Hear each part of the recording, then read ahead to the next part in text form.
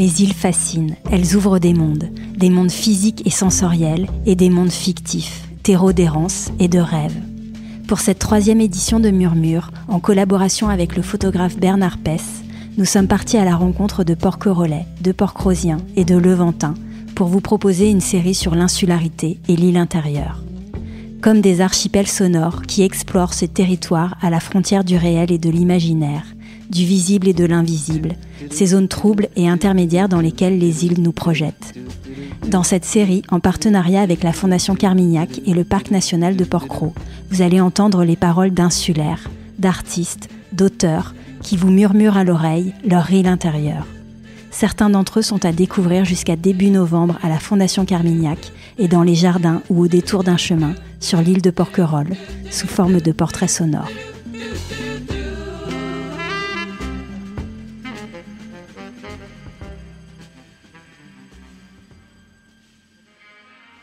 Maëlys de Kerangal, autrice. Alors c'est la première fois que vous vous rendez à Porquerolles. Votre découverte en est donc encore très sommaire. Quelles sont néanmoins vos premières sensations à la découverte de cette île ? Qu'est-ce qui vous a marqué en arrivant ? J'ai été frappée par le relief en fait. J'ai été frappée par la hauteur sur l'eau. Je ne m'attendais pas à tant de hauteur sur l'eau et à la présence des bois, en fait, de la forêt, du maquis. Je ne m'attendais pas vraiment à ça. Je m'attendais à quelque chose de plus bas sur l'eau et une végétation aussi moins obscure, aussi moins dense. Et ça, là, j'ai l'impression d'arriver dans une forêt, en fait, dans un fragment de forêt sèche, en fait. Donc ça m'a beaucoup marqué. Après, je lisais avant d'embarquer les panneaux, vous allez aller à Porquerolles, et alors il y a cette histoire des règles, des espaces dont l'usage relève d'un nombre de règles. Alors on peut dire des règles, il y en a partout. Mais c'est vrai que là, elles vous sont données avant. C'est pas anodin d'aller quelque part en étant sommé de respecter un certain nombre de règles, comme si finalement c'était un espace qui était séparé des espaces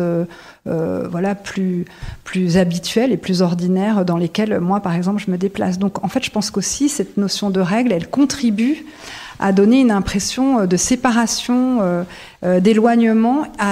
Dans cette île, on ne peut pas se comporter comme on se comporte sur le continent. Mais il y a quand même cette notion de loin et d'écartement, de séparation. C'est-à-dire que on se dissocie du continent, enfin pour aller vite. Et est-ce que vous pensez que ces règles, elles sont propres au territoire insulaire ? Je ne pense pas qu'elles soient propres à tous les territoires insulaires. J'ai l'impression que là, il y a une deuxième couche ici, c'est que on est dans un parc naturel et que donc il y a aussi un autre ensemble de règles. En revanche, évidemment qu'on vit pas sur les îles et c'est aussi pour ça, je pense qu'elles nous intéressent. On vit pas sur les îles comme on vit sur les continents. Donc de fait, il y a des règles qui s'appliquent et ça m'intéresse beaucoup ça, c'est-à-dire comment est-ce qu'on vit sur une île en fait. Moi je suis très intéressée par toujours tout ce qui est assez concret parce qu'en fait je pense que on attrape par une question concrète, on attrape de la pensée et du symbolique, etc. Et je pense que l'idée qu'on a des îles à la fois comme lieu de relégation, parce qu'en fait j'ai appris ce matin que ça avait été une quarantaine ici par exemple, c'est quand même un truc ça. Et en même temps de refuge, il y a le paradis perdu, et puis il y a la terre intacte, qui est comme un trésor. Enfin, il y a l'idée du sanctuaire, et puis en même temps il y a le revers plus difficile qui est la relégation. Ça, je trouve que c'est intéressant. Il y a toujours un peu un double face un peu ces îles. Et les îles, elles sont dangereuses aussi. On peut y être abandonné. Et moi, j'aime assez cette ambivalence. Il y a une ambiguïté des îles que j'aime beaucoup parce qu'on dit c'est le paradis, c'est génial. Non, c'est bien, mais c'est tout un truc. D'ailleurs, quand on demande combien de personnes vivent ici à l'année, les gens sont très peu. Et il y a une dizaine de personnes peut-être qui vivent à Port-Cros. À Port-Cros. Et à Port-Cros, 300. Les gens disent c'est le paradis, mais en fait, peu de monde qui reste y vivre. Tout à fait. Alors ça, c'est très intriguant, par exemple. Alors justement, vous avez écrit ce petit texte que vous citiez pendant le confinement, qui a été publié dans un recueil de textes sur les îles, qui s'intitule Aux confins des îles, édité par Smilo, qui est une association qui accompagne le développement durable dans les petites îles du monde et le Conservatoire du littoral. Ce texte s'intitule Des îles comme des centres. Est-ce que vous seriez d'accord pour nous le lire ? Les îles sont ambiguës, leur forme circonscrite, leur matérialité hyperphysique, cailloux sur l'eau, ne résiste pourtant pas aux fictions qu'elles déclenchent. On croit les appréhender d'un coup d'œil, en faire le tour, on pense pouvoir les tenir dans sa main et les connaître, mais toute île, si elle est une île, commence par se dérober. Sans doute parce que l'île est à la fois l'incarnation géographique de l'espoir, mais figure aussi son envers sombre. L'Odyssée raconte cette ambivalence. L'île est alors le lieu fantasmatique d'un retour à l'enfance, le rêve d'un paradis perdu délesté de la civilisation, l'endroit d'un dénuement possible, le conservatoire d'un écosystème intact, mais elle figure aussi le désespoir, la relégation et l'exil, le lieu d'une quarantaine infinie imposée à ceux que l'on a nommés indésirables. Une chose est certaine cependant, les îles nous changent. Elles nous métamorphosent. À peine a-t-on accosté leur rivage qu'elles reconfigurent nos coordonnées géodésiques intimes et font surgir un centre vulnérable, ce centre enfoui que l'on avait perdu. C'est sans doute cette sensation de centralité que j'éprouve quand je vois ressurgir le cône isocèle de Stromboli au point du jour, accoudé au bastingage toujours un peu poisseux du ferry. Non pas l'idée que je me suis enfui du continent, exfiltré du cœur du réacteur en quête d'une marge, d'un abri de silence virginal et solitaire où ralentir enfin, mais au contraire, l'idée que je ralliais un centre, mon centre, celui où coïnciderait enfin mon expérience insulaire et le dessin de l'île sur la carte marine. Merci beaucoup. C'est un très beau texte dans lequel vous exprimez plusieurs idées, vous en avez parlé, à la fois l'idée de l'île refuge, l'île cabane, coupée du monde et de la société, quand vous la décrivez comme lieu fantasmatique d'un retour à l'enfance, le rêve d'un paradis perdu, mais aussi l'idée d'un territoire d'expérimentation écologique, d'un rapport simple, privilégié à la nature, quand vous l'envisagez comme l'endroit d'un dénuement possible, le conservatoire d'un écosystème intact, ce qui est d'autant plus vrai dans des territoires insulaires érigés au rang de parcs nationaux, comme c'est le cas ici à Port-Cros. Et enfin, et vous l'avez dit, comme des territoires d'exil ou de quarantaine, comme ce fut le cas d'ailleurs pour Port-Cros, quand en 1886, une épidémie de choléra sévit et que l'île servit d'île de quarantaine pour les soldats qui revenaient des guerres du Tonkin ou de Madagascar. Un passionnant ouvrage, je fais référence à l'ouvrage paru aux éditions Claire Pollan sur le sujet.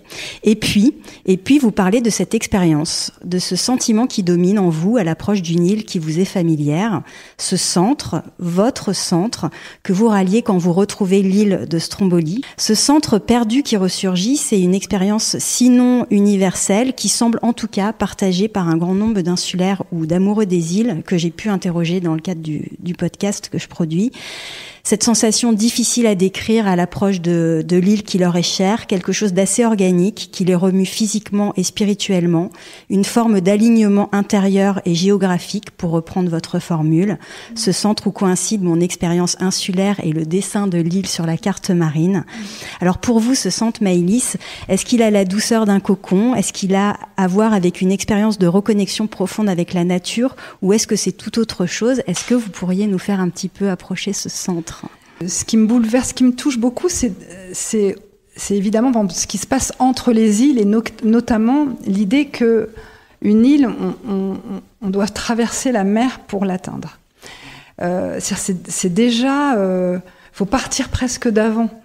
Et c'est vrai que l'arrivée à Stromboli, par exemple, mais j'imagine, je regardais bien ce matin, et puis je pense que ça vaut pour les autres îles.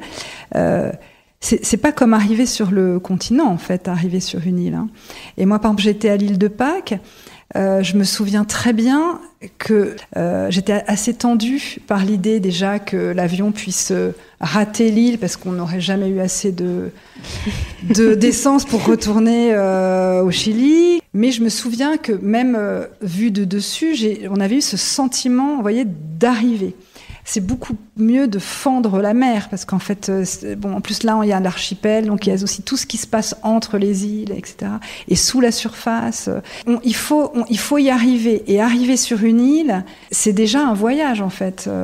Pour moi, il y a déjà cette émotion-là. Et je pense que cette question de centre, elle vient dans le fait que elle est très odysséenne, en fait. Elle est très associée à l'idée du retour, en fait, de rentrer, de revenir, du retour. Et dans ce retour, il y a l'idée de ressaisir du temps, de ressaisir sa vie. Stromboli, c'est une île où je suis venue chaque année. Là, j'y suis allée un peu moins ces dernières années. Il y a cette idée de retour. De retour. Oui, parce que ce centre, cette expérience de ralliement au centre, vous l'expérimentez quand vous rejoignez Stromboli, mais est-ce que vous l'expérimentez sur d'autres îles ? Non, je ne l'expérimente pas sur d'autres îles. Donc on est d'accord que c'est l'idée d'une île. C'est une île particulière, une île où j'ai été de manière régulière au même moment de l'année pendant longtemps, en fait. Et où je faisais les mêmes choses aussi.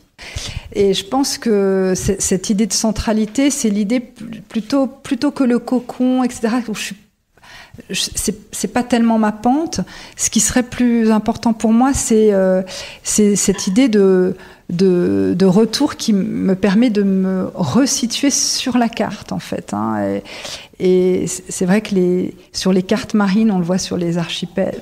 Quand on voit sur les cartes marines la manière dont sont inscrites les archipels, on voit bien que les îles, ponctuent ces grands aplats corroyés qui sont bleus, et chacune pourrait être un endroit où l'on vient piquer un centre, en fait. Sur les îles, c'est aussi une façon de me reconnaître, en fait, plus que de me reconnecter, de me reconnaître et ça, j'aime beaucoup ça, c'est important pour moi. Puis il y a d'autres lieux qui peuvent vous donner cette impression de centralité, mais jamais d'une manière si radicale qu'une île vous le donne. Les îles, est-ce qu'elles sont pour vous, alors on va parler peut-être plus de l'île de Stromboli, est-ce que pour vous ça peut être un territoire propice à la création littéraire, à la création en général ? Est-ce que vous en avez fait l'expérience ? Est-ce que vous avez écrit à Stromboli ? Est-ce que ça génère en vous mais en fait, je pense que quand je suis à Stromboli, j'ai tellement envie d'être à Stromboli que j'ai pas tellement envie de me mettre devant un ordinateur pour écrire. En fait, c'est un peu le problème d'écrire. Parfois, vous êtes invité à écrire dans des très très beaux endroits, mais alors on travaille plus du tout parce qu'on a envie d'être dans l'expérience de ces beaux endroits. C'est compliqué de travailler dans ça. Conflit d'espèces. Pour moi, c'est un motif littéraire. C'est-à-dire que plus que d'écrire sur une île, j'ai écrit en me saisissant de l'île comme d'un motif de fiction. Et d'ailleurs, je pense que c'est absolument je pense que si j'aime tant les îles, c'est que c'est aussi la réverbération de la fiction, en fait, pour moi. C'est une forme qui réverbère la fiction. C'est un creuset à fiction, les îles. D'ailleurs, tout ce qu'on a entendu ce matin, c'était quand même du courage, de la famille, de l'amour, de l'adversité, de la guerre, des bombardements, un idéal. Enfin, les îles activent ça, mais elles ont activé tellement de grands textes littéraires que on vient dans des îles avec avec Robinson, avec l'île au trésor, c'est-à-dire qu'on ne cesse de rejouer la puissance littéraire des îles quand on y va. Et c'est vrai que y a des îles dans mes livres. Le livre, en plus, c'est un livre vraiment important pour moi, Ni fleur ni couronne, qui est vraiment ces deux grosses nouvelles de 100 pages, en fait. L'une se passe en Irlande et l'autre se passe à Stromboli. Stromboli est revenu souvent et c'est vrai que la question des îles est quand même un moteur fictionnel très très très fort.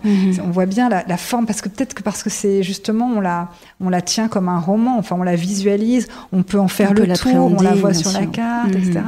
Ces îles que l'on peut parcourir en un jour, en fait, c'est dingue. Voilà. Merci beaucoup. Merci à vous. Maëlys.